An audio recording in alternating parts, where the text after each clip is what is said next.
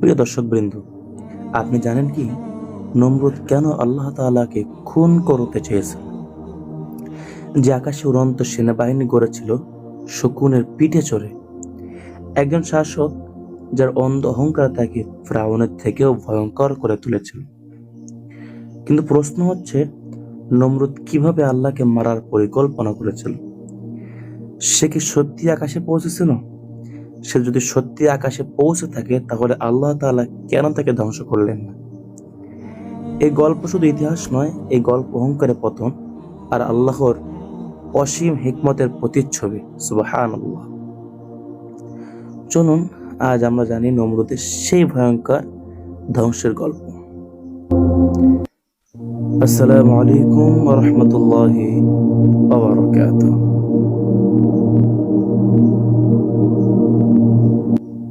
প্রিয় দর্শকবৃন্দ, আগে আমরা জেনে আসবো নমরুদের ইতিহাস সম্পর্কে। নমরুদ ছিল ইরাকের ব্যাবিলন শহরের প্রধান শাসক। তার চারপাশে ছিল শক্তি, সৈন্য, স্বর্ণ আর ছিল প্রজাদের অগাধ আনুগত্য। এইসব দেখে সে একদিন ঘোষণা দিল, আমি খোদা, আমি জীবন দেই এবং আমি মৃত্যু দেই। নাউজুবিল্লাহ। কিন্তু আল্লাহ তাআলা চুপ ছিলেন না। তিনি পাঠালেন একজন মানুষ, ইব্রাহিম আলাইহিস সালাম, যার চুক্তি নম্র, কথাই ছিল সত্য আর হৃদয়ে ছিল ঈমান। তিনি বললেন, আমার রব সেই যিনি জীবন দেন এবং মৃত্যু দেন। আপনার কি মনে হয়, এই কথা শোনার পর নমরুদ কি ইব্রাহিম আলাইহিস সালামের দাওয়াত গ্রহণ করবে? না।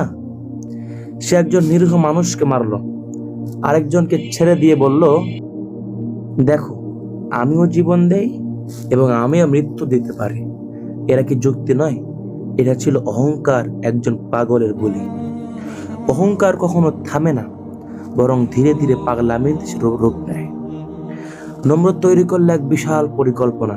আমি আকাশে যাব, আল্লাহকে খুঁজে বের করব, তারপর তাকে হত্যা করব। নাউজুবিল্লাহি মিন যালিক। তাই সে একটা তৈরি করলো বিশাল কাঠের বাক্স, যেখানে রাখা হলো কিছু মাংস আর তার চারিদিকে বাঁধা হলো 4টি বিশাল শকুন। শকুনগুলো মাংসের লোভে উড়তে লাগলো আর নমরুদও। তখন সে ভাবলো, এখন বুঝে আকাশে পৌঁছে গেছি। কিন্তু হায়, আকাশ তো মানুষের সামান্য গর্ভের মিথ্যা ডানায় ধরা দেয় না। কিছুক্ষণ পর শকুনগুলো ক্লান্ত হয়ে গেল। নমরুদের আকাশ জয়ের স্বপ্ন ধাক্কা গেল বাস্তবতার মাটিতে। প্রিয় দর্শক, শুরু করে দিল, তার মাথায় আঘাত করতে লাগলো। কেউ তার মাথায় পেটাতে শুরু করলো। দিনের পর দিন এভাবেই চলতে লাগলো। একদিন সে নিজেই তার মাথা থেতলে ফেলল। আজ আমাদের সমাজে অনেক নমরুদ আছে, যারা ক্ষমতার মোহে, দম্ভে, গর্বে অন্ত হয়ে যায়। প্রশ্ন হচ্ছে, আপনি কোন পথে? নমরুদের অহংকার পথে, নাকি ইব্রাহিম আলাইহিস সালামের সত্যর পথে? আল্লাহ সবকিছুর মালিক, আর আমরা শুধু সময়ের যাত্রী। একদিন যার নাম থাকবে না, থাকবে শুধু হিসাব।